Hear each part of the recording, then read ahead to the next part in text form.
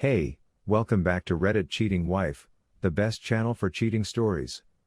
Like and subscribe to the channel for cheating stories like this.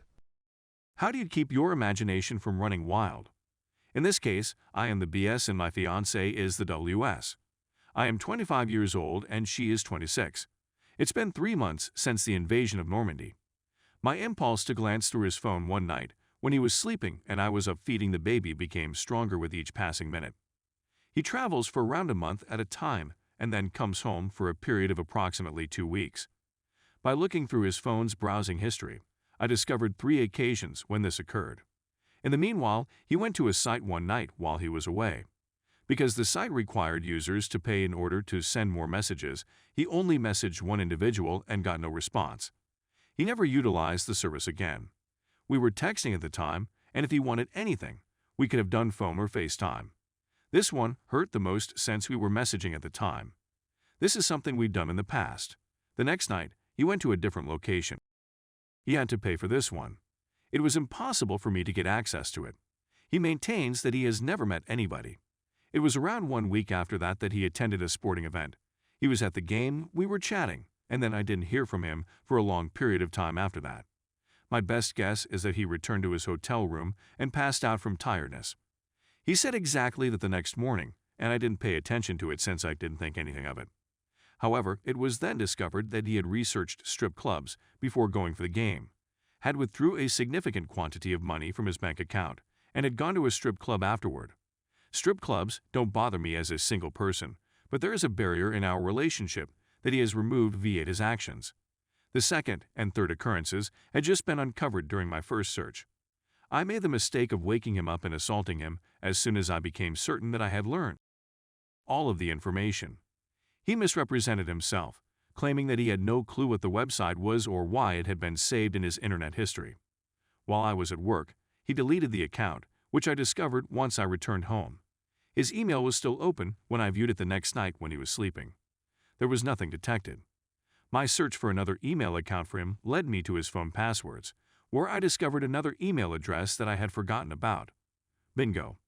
This was the one he'd been using the whole time. I couldn't get onto the site he paid for since I couldn't afford to. Reading through this email, I discovered the first website he had visited and discovered that he had not done anything on that particular site at all. He offered no explanation for the event inside the strip club other than to say, I was being silly. And as for the websites, I just became inebriated and made a fool of myself. We've been attempting to locate R, and he's been generally cooperative. However, I have a hard time keeping my imagination under control. The other night, we were in bed together and it was wonderful. His hands were stroking my calf as he embraced me, and I got this mental image of a dancer sitting in his lap, his hands traveling up and down her thigh. When I was younger, I worked as a bartender at a strip spot. I've seen that almost all guys engage in this behavior.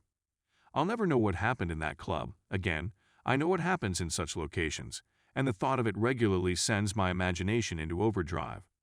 It also bothers me because I have no idea what happened on the account that I was unable to access at the time of the incident. This week, I expressed my dissatisfaction to him, and he responded by saying he understood and apologized. However, it has no effect on the thinking. Is there any hope that things will improve? And how do you go about dealing with it? Moreover, what actions do you take to support your boss in dealing with WS? He struggles in this area since he is unable to control my thought processes. He assures me that nothing happened, but the trust has been shattered, and it might be tough to accept this. Story 2. Married for 19 years before my wife cheated on me. When I got married in 1964, I was 18 years old. It's as if I'm no longer the same person I used to be. I used to be in good physical shape, but I'm now restricted to a wheelchair due to a medical problem. I had to work full-time in order to support my wife and myself since I didn't have enough money to sustain both of us.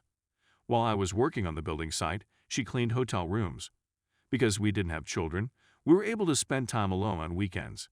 I'm not sure whether we ever argued, but it's been so long that I'm forgetting, and we didn't seem to have any difficulties getting along with one another. With time, I was able to earn additional income, and she was able to quit her job and be at home with her children. Because I was working more hours, our marriage honestly deteriorated and became nothing more than a friendship. We didn't have much, and even though I still loved her, I felt like there was something missing.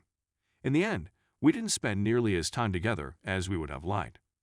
Because of my job, I assumed full responsibility for leading us down the incorrect road. It turned out that this was not the only issue, as you will see later, but that I should have addressed it while I still had the chance to do so.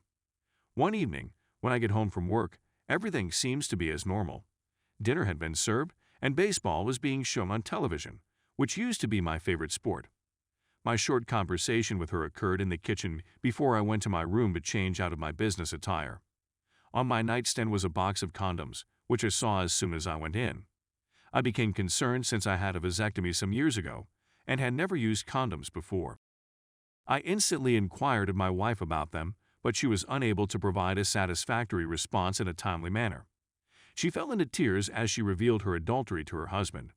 While I was gone, she had a colleague over for, and it seems that she did not properly dispose of the condoms. I'm not ashamed to admit that I, too, was brought to tears after hearing what she had to say about her mother. When I questioned her about why she did this, she said that she was not attracted to me, that she was lonely, and that she did not like our. I couldn't come up with anything to say, so I decided to go away. After 19 years of marriage, we decided to separate. I was a total and utter wreck when I was in my 20s. I'd entirely given up hope and tried to continue my journey. I began out as a social drinker, but over time I developed a drinking problem. The fact that it took me until I was 60 years old to break this habit came about after years of effort. But I couldn't bear to look myself in the eyes and see a guy who had horribly failed in his attempts at life. I was ready to go back into the dating scene, but I was nervous that the same thing might happen to me again. The fact that I was lousy in bed and that I generated no good emotions had never occurred to me until now. My skin began to wrinkle a little after we were married, particularly on the backs of my legs, but I made a conscious effort to keep my young look for the remainder of our marriage, and I swear she enjoyed it when I had with her at that time. I kept my tough guy persona well into my 30s, and I continued to wear my bandana during, which she found appealing as well. I was also a member of the military. I was a kind and considerate individual who went out of my way to assist her whenever she needed assistance. It was always possible for me to climax extra hard since I was constantly wearing rings, which she considered to be a fetish. I used to wear them all the time just to keep my erections going. Even if I tried my hardest, there was nothing more I could do. Despite the fact that I had entertained the thought that wasn't very significant at an older age, I began dating again around 5 years ago.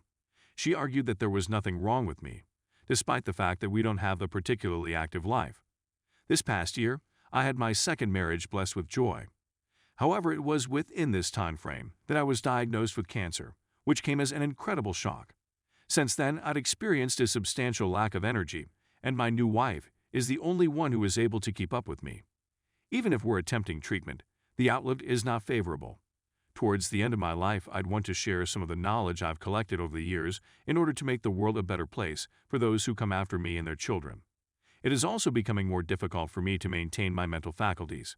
Consequently, I must take immediate action. This is written in hopes that everyone reading it will take something away from it that will assist them in living better lives.